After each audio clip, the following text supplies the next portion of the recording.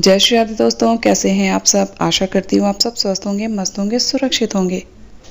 दोस्तों, अगर इस गणेश उत्सव में गणेश चतुर्थी के दिन आप भी गणपति महाराज को अपने घर लाना चाहते हैं, उन्हें अपने घर लाने की सोच रहे हैं, तो ये बहुत ही उत्तम है। क्योंकि जब आप गणपति बप्पा को अपने घर लाते हैं, 10 दिन पूरे विधि पूर्वक, नियम पूर्वक उनकी पूजा करते हैं, तो दोस्तों आपके घर के सभी कष्ट, विघ्न, बाधाएं सब दूर होती हैं। यहाँ तक कि आप जो भी मनोकामना करते हैं वो भी पूर्ण होती हैं। वैसे भी मैंने आपके विवाह के हेतु और भी कई मनोकामना की पूर्ति हेतु गणपति बप्पा के लिए कई उपाय बताए हैं। अगर आपके घर में भी गणेश जी विराजमान होंगे तो आप ये उपाय आसानी से सरलता पूर्वक कर सकते हैं। दोस्तों, अगर आप भी अपने घर में गणपति महाराज को विराजित करना चाहते हैं तो आप बिल्कुल सही चैनल पर आए हैं, सही वीडियो पर आए हैं। क्योंकि मैं आपको शास्त्रों में वर्णित विधि बताने जा रही हूँ। किस तरह की गणपति महाराज की मूर्ति लानी चाहिए, किस तरह से गणपति जी को घर में प्रवेश कराना चाहिए, किस तरह से स्थापना करनी चाहिए, किस तरह से पूजा करनी चाहिए, जिससे कि रिद्धि सिद्धि का और गणपति जी का आपके घर में वास हमेशा के लिए हो जाए और आपको सुख संपदा की प्राप्ति हो, आपकी सभी मनोकामनाएं पूर्ण हो, रोग दोष संकट बाधाएं सब आपके घर से दूर हो। तो वीडियो में आगे बढ़ें उससे पहले आप सबसे रिक्वेस्ट करती हूँ कि अगर आप इस चैनल पर नए हैं तो प्लीज़ इसे सब्सक्राइब ज़रूर कीजिए और बेल आइकन पर भी प्रेस कीजिए, जिससे आगे आने वाले वीडियोस के नोटिफिकेशन आपको समय पर मिलते रहें और आप उनका लाभ उठा सकें। तो दोस्तों, चलिए बढ़ते हैं वीडियो में आगे और जानते हैं गणेश जी के स्थापना का नियम।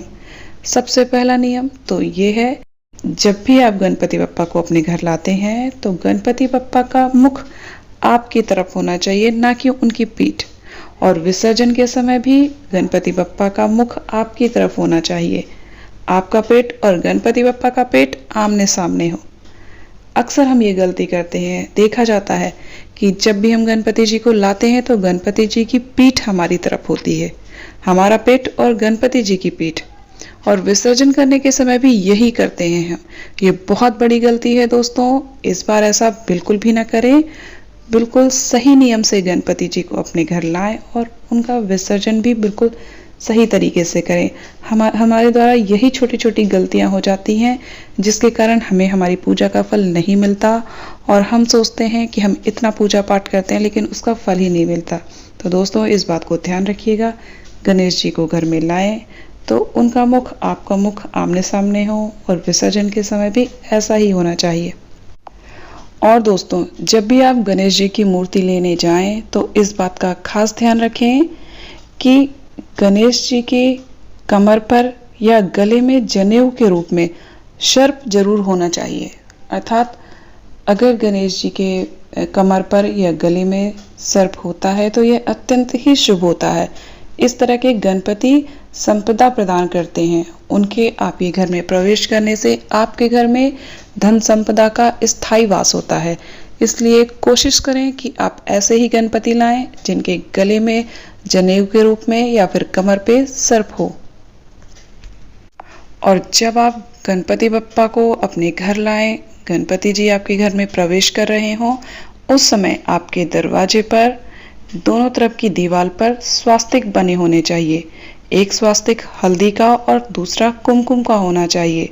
और जब गणेश जी प्रवेश करें उस वक्त दोनों तरफ दरवाजों पर घी का दिया प्रज्वलित होना चाहिए।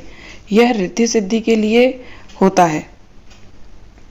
इसके पश्चात अपना दायां अर्थात सीधा पैर आगे बढ़ाते हुए घर में प्रवेश करें और गणेश जी की स्थापना करिए नियम पूर्वक।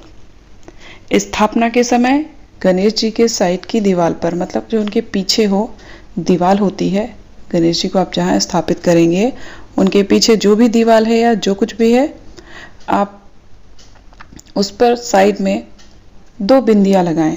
वे बिंदी भी एक हल्दी और एक कुमकुम की होनी चाहिए।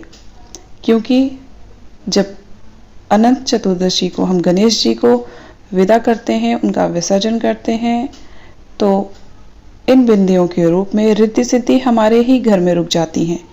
अगर आप बिंदी नहीं लगाएंगे तो रिद्धि सिद्धि भी गणेश जी के साथ चली जाएंगी और हमें इस पूजा का कोई भी फल प्राप्त नहीं होगा, क्योंकि अक्सर ही हम ये पूजा रिद्धि सिद्धि की प्राप्ति हेतु, धन संपदा की प्राप्ति हेतु, वैभव की प्राप्ति हेतु करते हैं।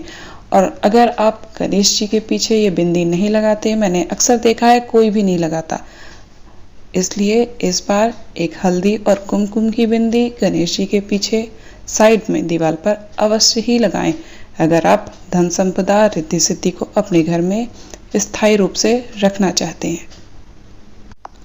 और गणेश जी की पूजा रोज नित्य प्रतिदिन सुबह शाम उनकी आरती करें, उन्हें मिष्ठान फल आदि अर्पित करें, धूप दीप दिखाएं, घी का दिया प्रज्वलित करें और उन्हें पुष्प और दूर्वा रोज अर्पित करें। इससे आपकी जो भी मनोकामना होगी वह शीघ्र ही पूर्ण होगी। अगर आप अपने विवाह की इच्छा रखकर गणपति जी को अपने घर में प्रवेश कराते हैं, उन्हें यह कहकर लाएं कि आप अपने शीघ्र विवाह की कामना हेतु उन्हें अपने घर लेकर जा रही हैं और इन 10 दिनों पूरी श्रद्धा और भक्ति के साथ प्रभु की आराधना करेंगी। इससे आपके विवाह की मनोकामना शीघ्र ही पूर्ण होगी। इस बार बताई हुई विधि से गणेश जी की पूजा अर्चना और स्थापना अवश्य ही करिएगा। दोस्तों, आप सबको रिद्धि सिद्धि और संपदा पाने के लिए ये एक खास कार्य और अवश्य ही करना चाहिए। आपको 5 शमी पत्र शिवलिंग पर, जो गणपति बप्पा का स्थान होता है उस जगह पर, 3 शमी पत्र शिवलिंग पर और 1 शमी पत्र जब आप मंदिर से बाहर निकलते हैं तो मंदिर की चौखट पर आपके बाएं साइड, मतलब आपका बायां साइड होना चाहिए। आप निकलते समय बाहर निकल के नहीं, जब आप बाहर निकल रहे हैं मंदिर में ही हैं, तो जो आपका बायां साइड है उस तरफ चौखट पर 1 शमी पत्र समर्पित करें और उसी शमी पत्र के बगल एक घी का दिया प्रज्वलित करें। मंदिर में दिया जलाएं या ना जलाएं वो कोई बात नहीं, लेकिन उस शमी पत्र के बगल में एक घी का दिया प्रज्वलित करें। यह कार्य गणेश चतुर्थी से लेकर पूरे 10 दिन अनंत चतुर्दशी तक आपको गणेश जी के मयूर ध्वज स्वरूप का स्मरण करके उनका नाम लेकर अवश्य ही करना चाहिए। यह दीप और शमी पत्र अगर जिसने भी चढ़ा दिया इन 10 दिन, तो उसके घर में रिद्धि सिद्धि हमेशा के लिए वास करती हैं, उसके घर से कभी नहीं जाती। दोस्तों, एक बार 10 दिन यह शमी पत्र इस तरह से जरूर अर्पित कीजिएगा। देख लीजिएगा 10 दिन के अंदर कोई ना कोई शुभ समाचार आपको अवश्य ही प्राप्त होगा, चाहे वो आपके विवाह का हो या आपकी नौकरी का हो या आपके अच्छे स्वास्थ्य का हो, कुछ भी हो, आपने जिस भी मनोकामना से किया होगा आपको इन 10 दिनों में वह शुभ समाचार अवश्य ही प्राप्त होगा। इसलिए एक बार यह उपाय इन 10 दिनों में अवश्य कीजिएगा। बहुत ही शुभ अवसर है, इसका लाभ अवश्य उठाइएगा। उम्मीद करती हूँ आपको बताई गई जानकारी अच्छी लगी होगी।